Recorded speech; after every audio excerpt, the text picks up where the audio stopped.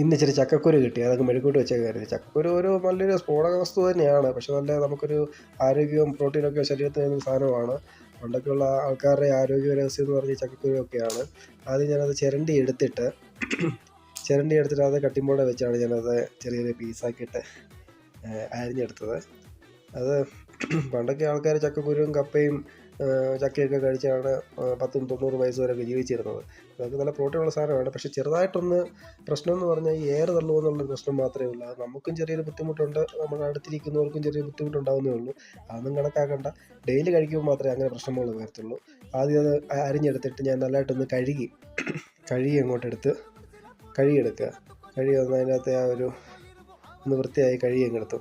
അത് കഴിഞ്ഞിട്ട് ഇച്ചിരി വെള്ളം അതിനകത്തോട്ട് അതിനാവശ്യമായിട്ടുള്ള കുറച്ച് വെള്ളം എടുത്തിട്ട് അതൊന്ന് ഗ്യാസിൽ വെച്ചിട്ട് അതൊന്ന് പറ്റിച്ചെടുക്കാൻ വേണ്ടിയാണ്, ഒന്ന് വേവിച്ചെടുക്കാൻ വേണ്ടിയാണ്. അത് ഇച്ചിരി മഞ്ഞൾപ്പൊടി ഇട്ടിട്ട് ഇച്ചിരി മുളക് പൊടി, ഒരു 1/4 ടീസ്പൂൺ മുളക് പൊടി ഇട്ടിട്ട് ഒരു നുള്ള് കുരുമുളക് പൊടി ഇട്ടു.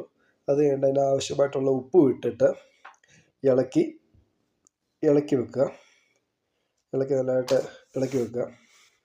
അത് കഴിഞ്ഞിട്ട് ഇച്ചിരി പ്രധാനപ്പെട്ട സാധനമാണ് ഇത്, വെളുത്തുള്ളി ചെറുതായിട്ട് സ്ലൈസ് ചെയ്തിട്ട് അത് ചതച്ചെടുക്കണേ. കാരണം ഗ്യാസൊക്കെ തള്ളാതിരിക്കാൻ വേണ്ടി ഇത് പ്രധാനമായിട്ട് 2 സാധനം കേട്ടോ. എന്നിട്ട് അത് ചതച്ചെടുത്ത് വെളുത്തുള്ളിയും കൂടെ അതിൻ്റെ അകത്തോട്ട് ഇടുക. എന്നിട്ട് അത് മിക്സാക്കി അങ്ങോട്ട് എടുക്കുക. അപ്പം വലുതായിട്ട് ഗ്യാസ് പ്രശ്നമൊന്നും വരാതിരിക്കാനായിട്ട് ഈ വെളുത്തുള്ളി സഹായിക്കും. അതങ്ങോട്ട് ഇളക്കിയിട്ട് നമ്മൾ കുറച്ച് നേരം ഒന്ന് പറ്റിക്കാൻ വേണ്ടി, വെന്തെടുക്കാൻ വേണ്ടി അടച്ച് വെക്കണം. എന്നിട്ട് വെന്തിട്ട് അത് തന്നെ ഈ വെള്ളം ഒന്ന് പറ്റാൻ വേണ്ടി നമുക്കത് അടച്ച് വെക്കുക. അതായിട്ടൊന്ന് വേകട്ടെ.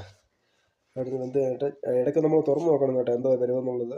തുറന്ന് നോക്കി അത് പറ്റിയോ വെന്തോ എന്നുള്ളത് നോക്കുക. നല്ലതായിട്ടൊന്ന് നോക്കുക. നല്ല സാധനമാണിത്.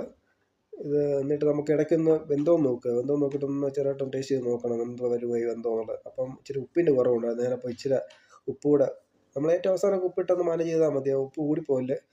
ഉപ്പ് ഇട്ടിട്ട് ഒന്ന് ലെവലൊക്കെ എടുക്കുക. അപ്പോഴത്തേക്ക് നമ്മുടെ ഈ സബോള ഞാൻ ചെറുതായിട്ട് സ്ലൈസ് ചെയ്ത് വെച്ചിട്ടുണ്ട്. എന്നിട്ട് അതുകൂടി ഇട്ട് അതിനകത്ത് ഇളക്കി കൊടുത്ത് സബോള അങ്ങോട്ടൊന്ന് വഴന്ന് വന്നിട്ട് നല്ല പ്യുവർ കോക്കനട്ട് ഓയിലാണ്, വെളിച്ചെണ്ണ അതിനാവശ്യമായിട്ടുള്ളൊരു ചെറിയ അടപ്പിനകത്തോട്ട് ഒഴിക്കുക. എന്നിട്ട് അത് ജസ്റ്റ് ഒന്ന് മൂത്ത് വരട്ടെ. ഇപ്പോൾ ഏകദേശം നല്ലതായിട്ട് അത് മൂത്ത് വന്നിട്ടുണ്ട്. ഏകദേശം നല്ലതായിട്ട് തന്നെ അത് വെന്ത് മൂത്ത് വന്നിട്ടുണ്ട്. എന്നിട്ട് നമുക്കൊരു പ്ലേറ്റിലോട്ട് നമുക്ക് മാറ്റാം. Thanks for watching. Thank you.